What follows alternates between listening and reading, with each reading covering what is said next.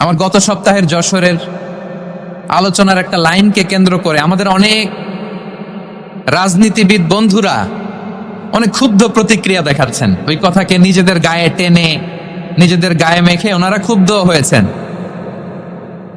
প্রিয় ভাইয়ের, আমি বলেছিলাম যে এক দল খেয়ে গিয়েছে আর এক দল খাওয়ার জন্য রেডি হয়ে আছে। তো এখানে কি আমি কোনো দলের নাম বলেছি? বাংলাদেশে 48টা প্রায় নিবন্ধিত রাজনৈতিক দল, কোনো দলের নাম আমি বলিনি। কথাটাকে আমি জেনারেল রেখেছি। দায়ীদের বৈশিষ্ট্যই এটা, দায়ীরা জেনারেলি কথা বলে, যার যেই মেসেজ নেয়ার তারা সেখান থেকে নিয়ে নেয়। তো কোনো দল এটা নিয়ে কোনো কথা বলল না। আপনারা এটাকে নিজের গায়ে যে মাখালেন, এটা ঠিক হয়নি। আমি বলবো যে এটা খুবই অনভিপ্রেত হয়েছে। কোনো দলকে টার্গেট করে বা কোনো দলের পক্ষে আমরা কখনো কথা বলি না। আমরা কোরআনের পক্ষে কথা বলি, ইসলামের পক্ষে কথা বলি, ঠিক কিনা বলেন? সো একটা জেনারেল কথাকে যদি আমার রাজনীতিবিদ বন্ধুরা নিজেদের গায়ে মাখেন, ক্ষুব্ধ প্রতিক্রিয়া জানান, এতে করে সাধারণ জনগণের কাছে একটা নেগেটিভ মেসেজ যাবে ওনাদের ব্যাপারে। এটা হোক আমরা চাই না। তো আমার প্রিয় রাজনীতিবিদ বন্ধুদের আমি বলবো, কথাটা ছিল ভেরি জেনারেল, এটা নিজেদের গায়ে মাখানোর কোনো দরকার নাই। আমরা এই যে এক্সিস্টিং যে রাজনৈতিক চর্চা, এটা থেকে আমরা বেরিয়ে আসতে চাই। আমরা চাই না এদেশে চাঁদাবাজি, দখলবাজি থাক, ঠিক কিনা বলেন? এদেশে কোনো দুর্নীতি থাক, টেন্ডারবাজি থাক, এগুলো আমরা চাই। আই হেট পলিটিক্স একটা জেনারেশন আছে, এই বেশিরভাগ জেন জি অফ সিলেট, এরা আই হেট পলিটিক্স জেনারেশন। এরা পলিটিক্সকে পছন্দ করে না। তো কেন করে না, এর দায়ভার আমাদের আছে না নাই? আছে। এবং আমরা দেখেছি ক্ষমতার পালাবদল যখন হয়, এক সরকার যায় আরেক সরকার আসে, তখন দুর্নীতির ফিরিস্তি আমরা জানতে পারি, এর আগে জানতে পারি না। প্রতিটা দলের ভেতরই আমরা এই বাজে চর্চাটা দেখেছি। সো এখন আমাদেরকে শুধরে নেয়ার সময় এসেছে।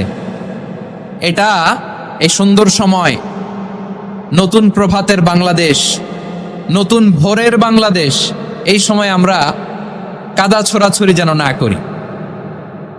আমাদের শপথ নেয়ার সময় এসেছে। প্রতিটি দল, নিবন্ধিত 48টি, সবগুলো দলের এখন শপথ নেওয়া উচিত যে আমরা কোনোদিন আর চাঁদাবাজি করব না, টেন্ডারবাজি করব না, দখলবাজি করব না। আমরা সবসময় দেশের পক্ষে থাকব, সবসময় দেশের পক্ষে থাকবো। সেই কথাগুলো ছিল ভেরি জেনারেল। যে কথাগুলো আমরা জেনারেলি বলি, এগুলো জেনারেলি আপনারা নিবেন। আমার রাজনীতিবিদ বন্ধুদের কাছে এটাই আমার কামনা। আর এই জাতীয় বার্তা যখন আমরা দেই, তখন যদি আপনি বলেন যে পারলে রাজনীতিতে আসেন, পারলে দল করে দেখান, এটা হইল?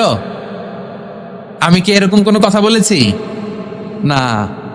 আমি একজন মুফাসসিরে কোরআন, আমি একজন আলেম। এর বাইরেও আমার সবচেয়ে বড় পরিচয়, I am a citizen of Bangladesh. আমি বাংলাদেশের একজন সাধারণ নাগরিক।